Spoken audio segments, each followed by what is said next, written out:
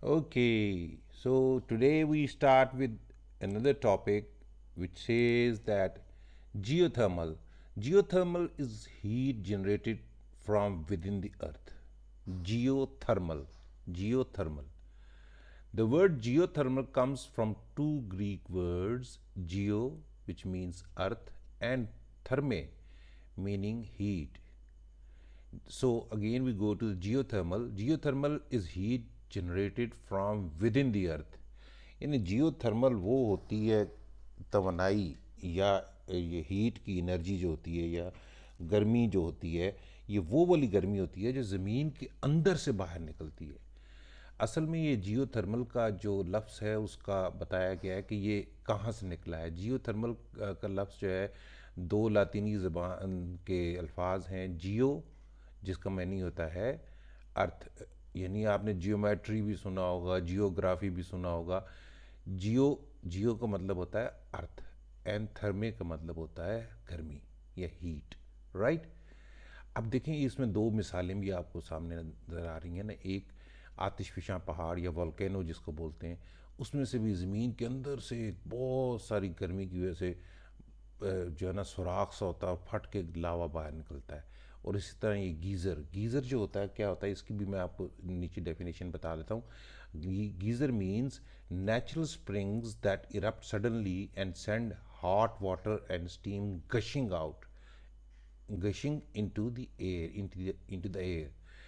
यानी ये गीज़र्स क्या होते हैं कि ये जो गर्म बहुत ज़्यादा पानी नीचे ज़मीन की तहों में होता है ना, जैसे हमने पहले पढ़ा था कि नीचे ज़मीन की तह में पानी जो है वो एकदम कई दफ़ा बाहर निकलता है ना, एकदम गशिंग आउट का मतलब होता है ज़ोर से धक्का लगा के बाहर निकलती है ना ये चीज़ ज़ोर से, उसको बोलते हैं गशिंग आउट। तो वो गशिंग आउट जो पानी होता है वो गर्म वाला पानी होता है, ठीक है जी। ये गर्म हम लोग घरों में तो गीज़र बोलते हैं जो हमारे अपने बिजली के या गैस से के लगाए होते हैं गीज़र, मगर ये लफ्ज़ गीज़र जो है ये असल में ये उन जो स्टीमी वाटर के लिए है। इसीलिए यहाँ पर लिखा हुआ है hot steamy water from geyser and hot lava from volcanoes are example of geothermal energy. Geothermal energy की ये मिसालें जो हैं ये क्या क्या है, एक तो जो लावा जो कि निकलता है from the volcanoes, and the geyser में से जो वाटर है जो स्टीमी वाटर जो निकलता है, right. In many cold countries geysers are use for heating and generating electricity. कई जो सर्द ममालिक हैं वहाँ पर तो क्या करते हैं कि उन्होंने इसको इस्तेमाल कर लिया है ऐसे चश्मों को कि जिसमें नीचे से गर्म पानी ऊपर आता है, और उन्होंने क्या किया है कि इसको इलेक्ट्रिसिटी बनाने के लिए, ये बिजली बनाने के लिए इसको इस्तेमाल करते हैं। People also bathe in them because of the hot water. लोग उधर जाते हैं नहाने के लिए भी, गर्म पानी उसका होता है, इस वजह से उधर नहाने के लिए भी जाते हैं, ठीक है जी। अब आते हैं हम फॉर्म्स ऑफ एनर्जी। एनर्जी की जो एनर्जी कितनी तरह की होती है, ठीक है। We use energy in our daily lives. Energy has many forms. Let's look at some of the important forms of energy. हम अपनी आम ज़िंदगी में एनर्जी का इस्तेमाल करते हैं। Energy has many forms, energy की बहुत सारी यानी उसकी इकसाम हैं। Let's look at some of the important forms of energy. कुछ जो है ना हम उसकी अहम जो इकसाम है हमको देखते हैं। Heat energy. हीट एनर्जी कौन सी होती है, गर्मी वाली एनर्जी, यानी गर्मी से जो एनर्जी बनती है। Heat energy is also called thermal energy, right. Thermal energy, ये हमने लफ्ज़ थर्मल पहले भी पढ़ लिया ना, जियो थर्मल से। थर्मल एनर्जी या को यानी हीट एनर्जी जो है ना इसको थर्मल एनर्जी भी कहते हैं। We use heat energy to cook our food. The source of heat energy could be burning of wood और by burning fossil fuels like coal, oil और गैस। हम जो है जो हीट एनर्जी है उसको इस्तेमाल करते हैं किसके लिए, अपना खाना पकाने के लिए, टू कुक आर फूड। ये इसका जो इस जो गर्मी जो हम जो खाना पकाने के लिए इस्तेमाल करते हैं जो हीट, उसका सोर्स कुछ भी हो सकता है। It could be the burning of wood और burning fossil fuels like coal, oil और गैस, यानी लकड़ी या जो फॉसल फ्यूल्स होते हैं कोल, ऑयल और गैस जो है इन इनसे इनकी मदद से हम खाना वगैरह इस्तेमाल करते हैं। हीट एनर्जी जो है। Electrical energy. In our homes we use electrical energy to run many things such as computers and fans. We get electrical energy from power plants. Power plants. Power plants क्या होते हैं? Large facility use to generate electricity. Power plants क्या होते हैं कि जी एक बहुत बड़ी एक जगह होती है जहाँ पर बिजली बनती है, ठीक है। बस आप इतना की याद रखें कि एक ऐसी जगह होती है जहाँ पर बिजली बनती है, उसको बोलते हैं power plant. Types of power plants are hydro electric, thermal, wind, thermal and wind, ठीक है। हाइड्रो इलेक्ट्रिक क्या होते हैं? Uses the energy from falling water to generate electricity. Hydro electric, hydro ये हमने कहा था ना कि जैसे पानी के बहाव से भी कई जैसे चीज़ें जो है ना एनर्जी बनाई जा सकती है। तो कई इलेक्ट्रिकल एनर्जी के जो पावर प्लांट्स होते हैं वो पानी की मदद से बिजली बनाते हैं, ठीक है जी। ये हाइड्रो इलेक्ट्रिक का इसमें इसीलिए इसकी डेफिनेशन लिखी हुई है, uses the energy from falling water to generate electricity, ठीक है। कभी आप किसी डैम वगैरह में जाएं तो पानी ऊपर से ज़ोर से नीचे गिरता है तो नीचे चरखियाँ सी लगी होती हैं, वो उनके टर्बाइंस के घूमने से क्या होता है? इलेक्ट्रिसिटी जनरेट होती है, right. The types of power plants are hydro electric, thermal. Thermal power plants कौन से होते हैं? They use heat energy to produce electricity. ये थर्मल पावर्स में जो होती है ना, जो हीट एनर्जी होती है वो यूज़ करके बिजली बनाई जाती है। और विंड, विंड के पीछे आपने मिसाल है पहले भी पढ़ी है कि use the force of wind to turn turbines to generate electricity. ये हवा की ताकत को इस्तेमाल करते हैं और जो अपने वो बड़े बड़े आपने देखा था पंखे से घूमते हैं और उससे जो है ना ये अपनी एनर्जी बनाते हैं, right. So types of power plants कौन से हो गए? Hydro electric, thermal and wind. Batteries, batteries they store chemical energy and change it to electrical energy. हमारे घरों में भी कई दफ़ा देखा होगा आपने, या गाड़ियों में भी लगी होती हैं बैटरियाँ, और बेशुमार चीज़ तरह की बैटरी होती हैं। ये क्या करती हैं कि जी केमिकल जो है ना एनर्जी जो है, केमिकल एनर्जी, केमिकल्स के साथ जो एनर्जी हम प्रोड्यूस करते हैं वो उसको उससे ये इलेक्ट्रिकल एनर्जी बनाती है। Electrical energy can also be turn into light, sound and heat energy. अब जब हमें इलेक्ट्रिकल एनर्जी मिल जाती है तो उसके हम बहुत सारे काम कर लेते हैं, उससे हम उससे लाइट क्रिएट करते हैं, लाइट बल्ब्स वगैरह और दूसरी चीज़ें हम लोग उसको बनाते हैं और इस्तेमाल करते हैं। साउंड के लिए हम इस्तेमाल करते हैं और इवन हीट के लिए हमारे हीटर्स भी होते हैं। There are so many things जो हम इस्तेमाल करते हैं इलेक्ट्रिकल एनर्जी जिसके लिए, ठीक है जी।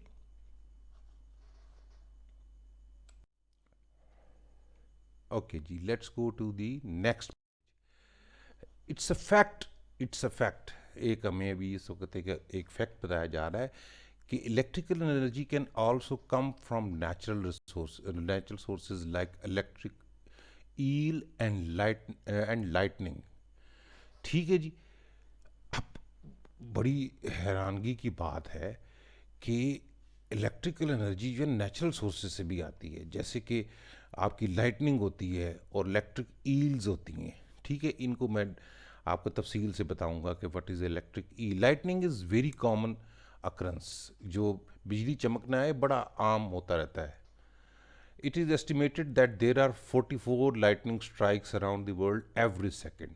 यानी दुनिया में हर वक्त जो है ना बिजली चमक रही होती है, और कहते हैं कि दुनिया में हर सेकंड में 44 दफ़ा कहीं ना कहीं पर बिजली चमक रही होती है। यानी 44 टाइम्स दुनिया में कहीं ना कहीं पर बिजली चमक रही होती है। कभी कभी आप लोगों को नज़र आती होगी ना, घर के बाहर अब निकलते हैं तो बिजली चमक रही होती है।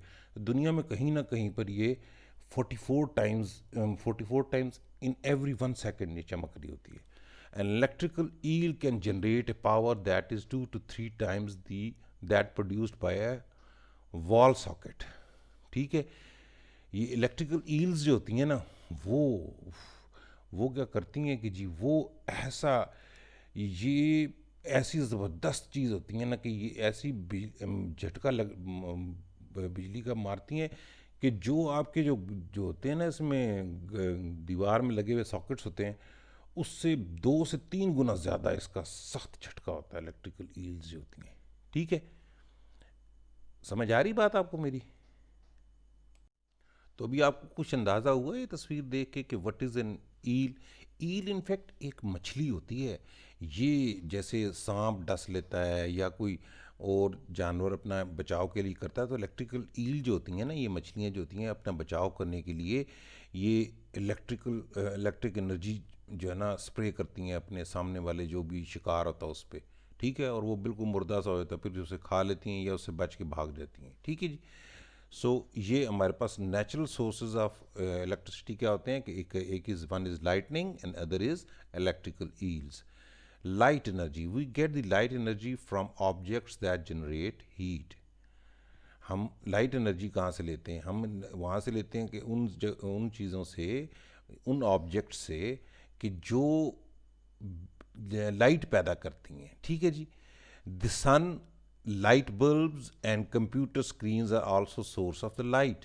यानी देखें, जो सूरज है, जो हमारे बल्ब्स होते हैं, इवन हमारे कंप्यूटर्स की या लैपटॉप्स की या इवन मोबाइल्स की स्क्रीन्स जो होती हैं, वो भी सोर्स ऑफ लाइट होती हैं। We sense light with our eyes. हम लाइट को कैसे देख सकते हैं? हम अपनी आंखों की मदद से देखते हैं लाइट को। Chemical energy, chemical energy is stored in the chemical compounds. Batteries are a good example of stored chemical energy. यानी केमिकल एनर्जी जो होती है वो केमिकल एनर्जी के कोई ऐसे कंपाउंड या कोई ऐसा डब्बा या किसी चीज़ में इलेक्ट्रिकल एनर्जी स्टोर की जाती है। बैटरीज जो है ना वो एक अच्छी मिसाल है केमिकल एनर्जी स्टोर करने वाली किसी चीज़ के लिए। बैटरियों के बीच में ना केमिकल एनर्जी स्टोर की हुई होती है। Our food also has stored chemical energy. A petrol in a car is chemical energy. अच्छा, हमारे खानों में भी होती है कई दफ़ा केमिकल एनर्जी। और पेट्रोल जो होता है गाड़ी के अंदर, उसके अंदर भी केमिकल एनर्जी होती है, क्योंकि वो उस एनर्जी से वो जलता है और जलने से उसके जो है ना गाड़ी हमारी चलती है, उसको एनर्जी मिलती है, राइट। फिर आ गई mechanical energy. Energy released from moving objects is mechanical energy. Mechanical energy क्या होती है कि कभी किसी चीज़ के घूमने से, जैसे मैंने भी बात की थी कि पानी की चरखियाँ घूमती हैं, जैसे या जैसे वो पानी की वो जो विंड मिल्स लगी हुई थी वो घूमती हैं, तो उसके घूमने से अगर एनर्जी बनती है किसी मूविंग ऑब्जेक्ट, किसी हरकत करते हुए चीज़ से अगर बनती है जो एनर्जी, वो that is known as mechanical energy. A football moves when kicked because of a mechanical energy. अच्छा, फुटबॉल को जब हम किक लगाते हैं ना तो उसमें हम एनर्जी डाल देते हैं, अपनी अपनी एनर्जी उसमें डाल देते हैं, और वो अपनी उस मैकेनिकल एनर्जी की वजह से दूर तक चला जाता है। हम अपने पाँव से डज करके जब मारते हैं ना उसे, तो वो उसमें हम अपनी एनर्जी ट्रांसफ़र कर देते हैं और उस एनर्जी की मदद से वो दूर तक चला जाता है। जितनी ज़्यादा उसमें एनर्जी आप ट्रांसफ़र करेंगे, यानी जितनी ज़ोर से मारेंगे उतनी ज़ोर से वो जाएगा दूर। Hammering an nail into a wooden board is also mechanical energy। ये देखें ना, यानी अगर आप उसको डज करके आराम से मारेंगे तो थोड़ा सा अंदर जाएगा, बहुत ज़ोर से मारेंगे बहुत ज़्यादा अंदर जाएगा, ठीक है।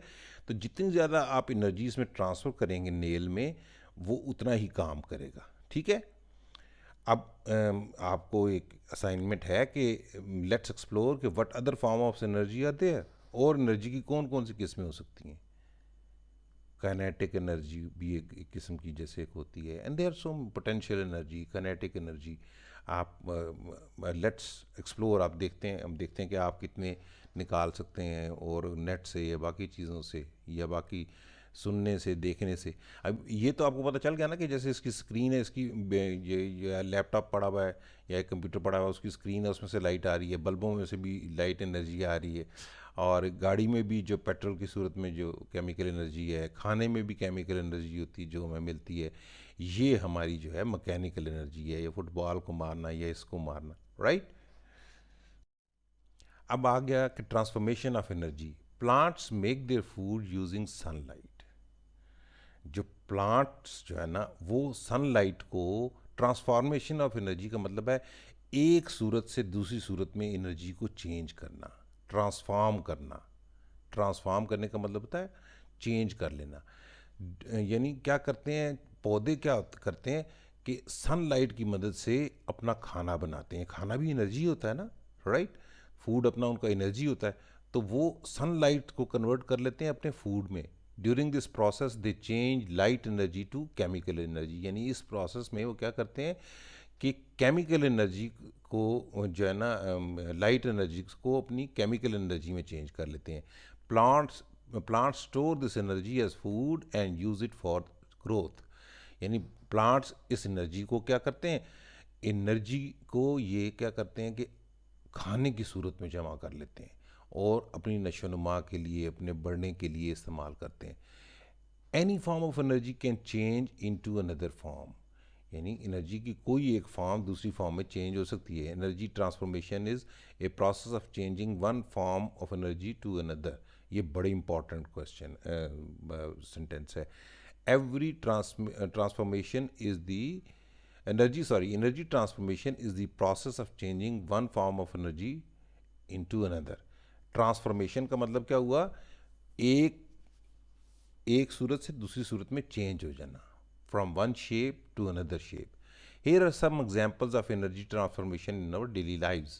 For example, in the car, the chemical energy, the petrol, it transforms into mechanical energy and our car moves. The food, it has the chemical energy. Once we eat, then we can walk and run and do so many jobs. So this chemical energy has changed into mechanical energy. The same way, electrical energy, it can give us heat, like we use irons to press our clothes, and then the electrical energy, it can give us the light energy, right? The chemical energy can give us mechanical energy, the way we can put a cell in a toy or a robot, and it will give us some mechanical energy. And then the chemical energy, the coal, burning of coal, it gives us heat energy, right? So any form of energy can change into another form of energy, and this thing is known as energy transformation, right? अब आपके लिए एक activity है कि name the energy transformation in each of the following. Playing the drum. Playing the drum, कि आप drum डम डम डम कर रहे होते हैं, तो उसमें क्या कर रहे होते हैं आप अपनी हाथ की मदद से ज़ोर से जब उस पर ड्रम को बीट करते हैं, तो आप अपनी मैकेनिकल एनर्जी से क्या साउंड एनर्जी क्रिएट कर रहे हैं. कौन सी एनर्जी क्रिएट कर रहे हैं, साउंड एनर्जी. लाइटिंग अ कैंडल. लाइटिंग अ कैंडल, जब एक मोमबत्ती को जलाते हैं तो क्या होता है कि हम हीट एनर्जी से क्या कर रहे हैं कि लाइट एनर्जी बना रहे हैं. हीट एनर्जी से लाइट एनर्जी बना रहे हैं. हीट, मोमबत्ती जब जलती है तो हीट होती है, हीट से जो है ना वो कैंडल जो है वो लाइट देने लग जाती है. सो फ्रॉम हीट टू हम लाइट एनर्जी बना दिया. Switching a fan. फैन को भी स्विच ऑन करते हैं तो क्या होता है, इलेक्ट्रिकल टू मैकेनिकल. फैन क्योंकि घूमता है ना, फिजिकल मूव करता है, so electrical to mechanical. Eating an apple, हम क्या करते हैं, केमिकल एनर्जी से हम once we eat an apple we get the chemical energy. The way we did this here, we took the food, या हम कोई एप्पल लेते हैं तो it changes into mechanical energy. Write down 3 more of these everyday examples of energy transformation. Ask your classmates to name the transformation. अच्छा, अभी आपने थोड़ा सा सोचना है कि और भी बहुत सारे काम आप करते हैं ना दिन में, उनकी भी 3 एग्जाम्पल्स आपने खुद से लिखनी है. ठीक है, आई होप कि इतना सारा मैंने समझाया है, तो अभी जो आप लोगों के लिए इतना मुश्किल नहीं होगा कि ये एग्जाम्पल्स जो है ना 3 अपनी तरफ से बना सकें. जैसे अभी कोयला का है तो इस तरह लकड़ी की भी हो सकती है. ठीक है ना जी, लकड़ी के जलने से भी हो सकती है. ठीक है, जिस तरह कोयले की बताई हुई है. ये जैसे आपका इलेक्ट्रिक एनर्जी से लाइट एनर्जी आ रही है, इलेक्ट्रिक एनर्जी से आपके कंप्यूटर्स भी ऑन हो सकते हैं. ठीक है जी. इसी तरीके से बैटरीज के साथ आपके बहुत सारी चीज़ें चल सकती हैं. इवन रिमोट चल सकता है. जो रिमोट चलता है वो भी क्या होता है कि आपकी इलेक्ट्रोमैग्नेटिक एनर्जी में कन्वर्ट हो जाता है. जो आपका जो रिमोट कंट्रोल में जब आप डालते हैं केमिकल एनर्जी, जो कि एक सेल में होती है. ठीक है, इसी तरह एक जहाज़ है, उसमें जब आप पेट्रोल डालते हैं तो वो क्या होता है कि वो उड़ने लग जाता है. तो from chemical to mechanical energy. So I hope अभी मैंने इतनी सारी एग्जांपल्स दे दी हैं, तो आप लोग you can write down 3 of everyday examples, right.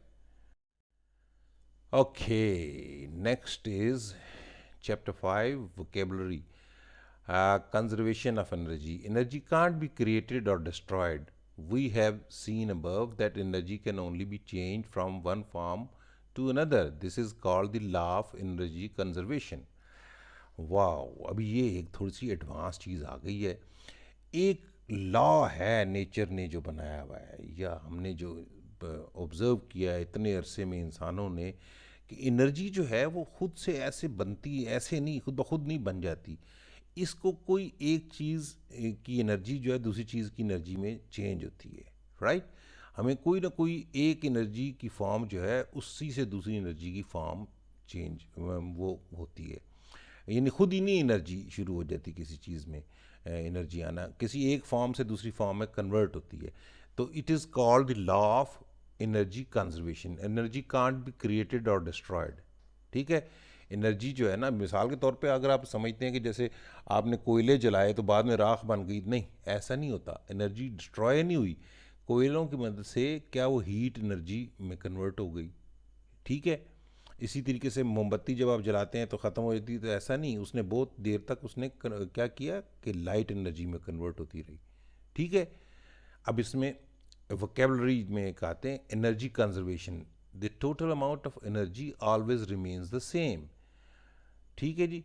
और यानी कि एनर्जी की अमाउंट जो है वो सेम ही रहती है। मिसाल के तौर पे जब हम पेट्रोल डालते हैं और गाड़ी जितना चलती है, तो गाड़ी में जो हमने केमिकल एनर्जी डाली और वो कन्वर्ट हो गई इनटू मैकेनिकल एनर्जी, तो इन दोनों की अमाउंट सेम होती है, इनकी अमाउंट सेम होती है।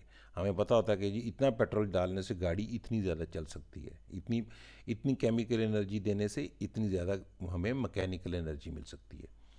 We all have duty and responsibility to conserve energy. Some ways we can conserve energy are shown below. हाँ, देखिए ना, अब कितनी ज़बरदस्त बात कही है कि कंजर्वेशन ऑफ एनर्जी जो है क्या है। कंजर्वेशन ऑफ एनर्जी का मतलब होता है कि हम एनर्जी को खाम खा से ज़ाया ना करते रहें, खाम खा से ज़ाया ना करते रहें। यानी कुछ अभी ये नीचे आपको मिसालें दी हुई हैं कि खाम खा से आप जो है ना, ये जो एनर्जी ज़ाया करते हैं इंसान, उस तरह ना बनना, आपने नहीं बनना। मिसाल के तौर पे turn off lights, fans and air conditioners when you leave a room. जब आप अपने कमरे से निकलते हैं तो आपने क्या करना होता है कि आपको फ़ौरन जो है ना लाइटें ऑफ करनी चाहिए, पंखे बंद करने चाहिए, या एयर कंडीशनर अगर चल रहा है तो उसको बंद कर देना चाहिए, या इवन हीटर सर्दियों में चल रहे होते हैं तो जब आप कमरे से निकलते हैं तो you should switch off the heater, right. So in this way आप एनर्जी को ज़ाया होने से बचाते हैं। Conserve water while showering. अब वाटर एनर्जी आपने ज़ाया अगर कर रहे हैं, आप शावर वाटर को ज़ाया कर रहे हैं, नालियों में बहा रहे हैं खाम खा से, तो you are wasting a source of energy, that is water, ठीक है। Replace regular light bulbs with energy saving bulbs. हाँ, ये एक बड़ा अच्छी हमें बताई गई है, आप लोगों ने भी सबको अपने अपने पेरेंट्स को भी बताना चाहिए और गाइड करना चाहिए कि जो पुराने बल्ब्स होते थे ना उसमें एनर्जी ज़्यादा लगती थी, जो अभी आजकल नए आ गए एनर्जी सेवर बल्ब्स, उनको लगाना चाहिए। अभी पुराने वाले बल्बों को उतार के हमें एनर्जी सेवर बल्ब्स लगाना चाहिए, उससे हमारे बिजली के बिल भी कम आते हैं और हमारे मुल्क की जो बिजली है वो भी कम ज़ाया होती है। Avoid opening the door of refrigerator too often.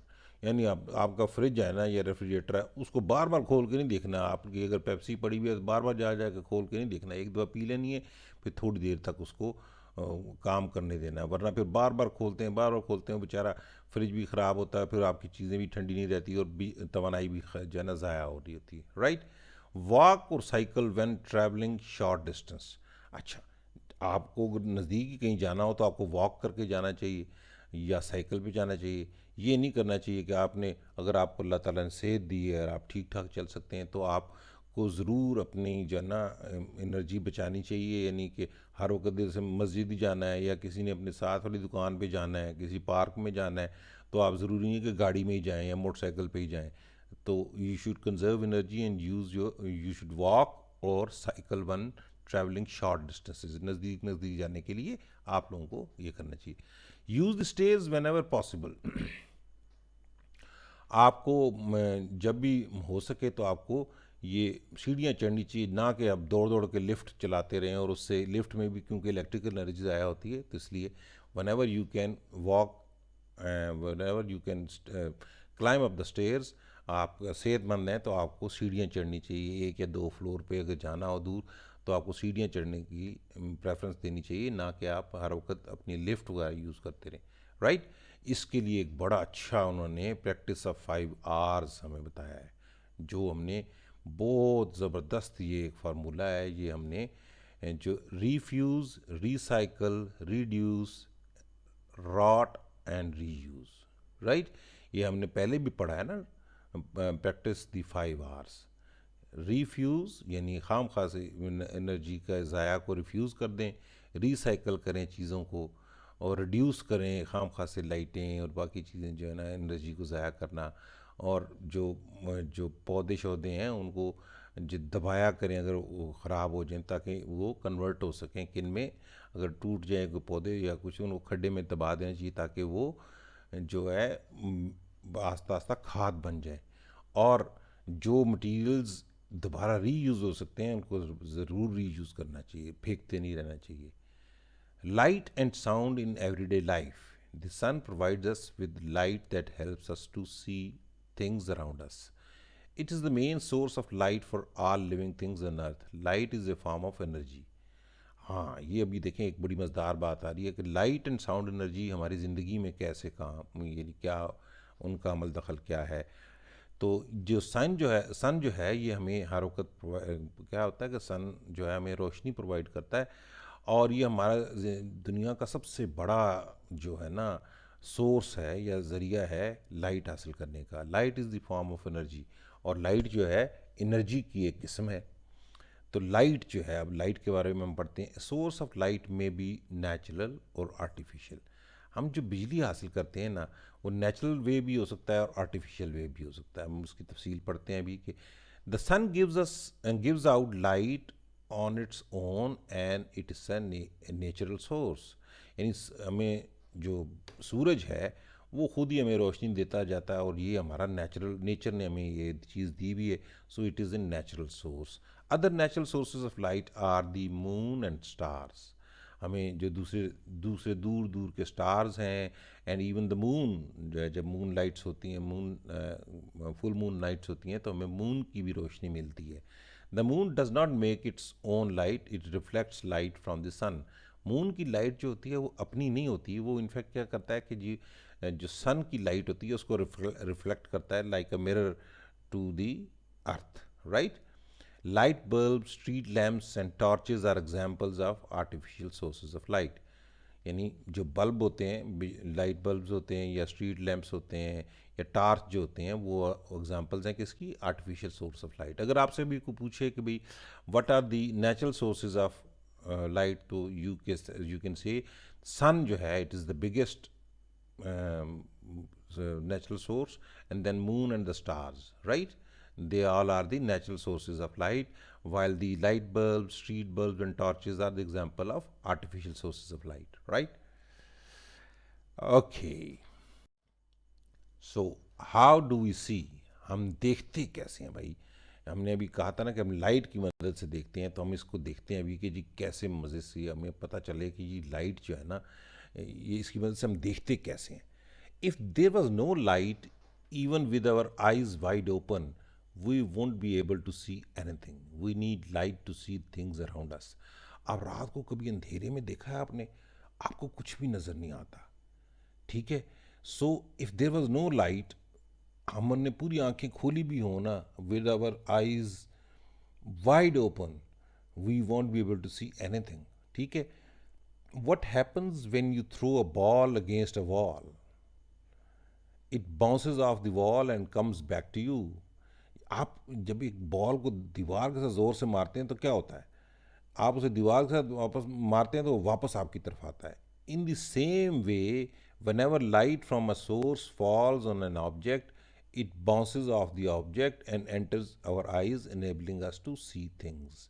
इसी तरीके से जब रोशनी किसी चीज़ में पड़ती है ना, तो उससे रिफ्लेक्ट होकर हमारी आंखों तक आती है, और हमारी आंखें उस चीज़ को देख सकती हैं। अगर कोई चीज़ अंधेरे में होगी तो हम, अगर हम लाइट में होंगे और कोई चीज़ अंधेरे में होगी, इवन देन हम नहीं देख सकेंगे। सो अगर जब उस पर लाइट पड़ेगी तो लाइट रिफ्लेक्ट होकर हमारी आंखों तक आएगी और हम देख सकेंगे। अभी देखें ना, जैसे एक सोर्स है लाइट का, सन, इससे लाइट पड़ती है इस फ्लावर पे और ये रिफ्लेक्ट होती है और आती है हमारी आंखों तक, so we can see here, right. इसी तरीके से लाइट हेल्प्स अस्तु ये हमारे इधर जो है, हमारे आँखों से हम देख सकते हैं। वोकेबलरी में एक बताई चीज़ कि reflection, the bouncing back of light, the bouncing back of light यानी कि लाइट का वापस हमारी तरफ आना जो है उसको बोलते हैं कि रिफ्लेक्शन। रिफ्लेक्शन ऑफ लाइट, अब थोड़ा सा हम उसके बारे में पढ़ते हैं। When light hits the surface of an object and bounces back, the phenomena is called reflection of light. When light hits the surface of an object and bounces back, the phenomena is called reflection of light. Phenomena क्या क्या मतलब होता है? अक्रंस और happening. Phenomena का मतलब कोई जो काम हो रहा है उसको बोलते हैं फिनोमेना। फिनोमेना, फिनोमिनन वैसे तो है ये, मगर इसको पढ़ा जाता है फिनोमिना, ठीक है। It's called reflection of light. When light hits the surface of an object and bounces back, the phenomena is called reflection of light. जब कोई लाइट किसी चीज़ को हिट करती है और रिफ्लेक्ट होकर वापस आती है तो उसको, इस काम को या इस अमल को क्या कहते हैं? Reflection of light. If an object does not give out light of its own, it must be able to reflect light for it to be seen. यानी अगर कोई चीज़ खुद रोशनी पैदा कर रही है ना, फिर तो हम उसको ऐसे देख सकते हैं। अगर खुद रोशनी पैदा नहीं कर सकती तो फिर उसके ऊपर रोशनी पड़नी चाहिए किसी न किसी चीज़ से, ताकि हम उसको देख सकें। So we are able to see objects around us because they reflect lights. हम उन्हीं चीज़ों को देख सकते हैं जो लाइट रिफ्लेक्ट करके आती हैं, जिनसे लाइट रिफ्लेक्ट करके हमारी आंखों में वापस आ सकती है, या वो खुद लाइट क्रिएट कर रहे होते हैं। हो गई जी बात। अब हमें समझ आ गया ना रिफ्लेक्शन ऑफ लाइट भी। ओके, अब आगे शेडोज़। शेडोज़ क्या होते हैं? वाओ, यानी एक तो लाइट पढ़ ली ना, फिर हमने पढ़ लिया साया क्या होते हैं। साया भी हमने आपने लफ्ज़ तो सुना है ना, आपका भी साया होता है जब सूरज में, दरख्तों का भी साया होता है। ये साया क्या होता है? Light always travels in straight line. जो लाइट होती है ना, बिल्कुल स्ट्रेट लाइन में, सीधी लाइन में सफ़र करती है। When an object blocks the path of the light, a shadow is formed. A shadow is the area of darkness formed on a surface behind the object. हाँ देखिए, अभी बड़ी बड़ी अच्छे तरीके से उन्होंने बताया है कि होता क्या है कि जब एक बिजली का एक ज़रिया है या सोर्स है, उससे सॉरी लाइट का एक ज़रिया या सोर्स है, तो वो उधर से लाइट आ रही है। तो जब किसी उसके और हमारे दरमियान कोई, या उसके और ज़मीन के दरमियान, या किसी और चीज़ के दरमियान कोई और चीज़ आ जाती है, तो वो दरमियान में वो उस एरिए के लिए जितने एरिए में रोशनी पड़नी थी, वो रोशनी वहाँ पर जो है ना ब्लॉक हो जाती है, रुक जाती है। तो shadow is the area of the darkness found on a surface behind the object. Shadow क्या होता है? वो क्या होता है? वो एरिया होता है कि जो जिसमें साया या रोशनी नहीं पड़ रही होती ना, जिसमें रोशनी नहीं पड़ रही होती और बाकी जगहों पर रोशनी होती है, तो जिस जगह पर रोशनी नहीं पड़ रही होती उसको बोलते हैं वो साया है। साया है या शेडो है। इट्स नेचुरल फिनोमेना, ये कुदरती बात है। Only opaque objects like wood, stone etcetera that do not allow light to pass through them from form shadows. यानी ओपेक हमने पढ़ा था ना पहले, अभी हमने ट्रांसपेरेंट और ट्रांसपेरेंट और ओपेक पढ़ा है हमने पहले। तो जो ओपेक ऑब्जेक्ट्स होते हैं ना, जैसे लकड़ी हो गई, पत्थर हो गया, ये अपने अंदर से लाइट नहीं गुजरने देते। बाकी जो होते हैं ट्रांसपेरेंट और ट्रांसपेरेंट, उनमें से ट्रांसपेरेंट में तो सारी लाइट तकरीबन गुजर जाती है, ज़्यादातर गुजर जाती है, जबकि ट्रांसपेरेंट जो होती है ना, उनमें क्या होती है कि थोड़ी सी कम कम लाइट पर गुजर जाती है। So transparent objects like glass do not form shadows. यानी ग्लास अगर हो ना दरमियान में, किसी की रोशनी के सोर्स और आपके दरमियान में ग्लास हो, तो रोशनी नहीं रुकेगी। अगर लकड़ी या पत्थर या इस तरह की चीज़ होगी तो वो, उससे क्या होगा, लाइट चूँकि गुजर नहीं सकेगी तो आपको साया महसूस होगा। ये भी देखें, एक बड़ी अच्छी मिसाल दी हुई है कि लाइट का एक सोर्स है, एक कोई ओपेक ऑब्जेक्ट है, ये कोई स्टोन या किसी चीज़ का, मेटल का या किसी चीज़ का, ये एक ऑब्जेक्ट है, ठीक है। अब यहाँ पर जब लाइट पड़ी, बाकी यहाँ बाकी सारी जगह पे तो लाइट जा रही है, पर इसकी वजह से लाइट ब्लॉक हो गई, तो ये जो ब्लैक एरिया रह जाता है ना, तो ये क्या कहलाता है? इसका शेडो। ये क्या, what will be call it? Will call it the shadow. Will call it the shadow, the place where there is no light because of some opaque object, it is known as the shadow, sharp shadow इसको हमने कहा।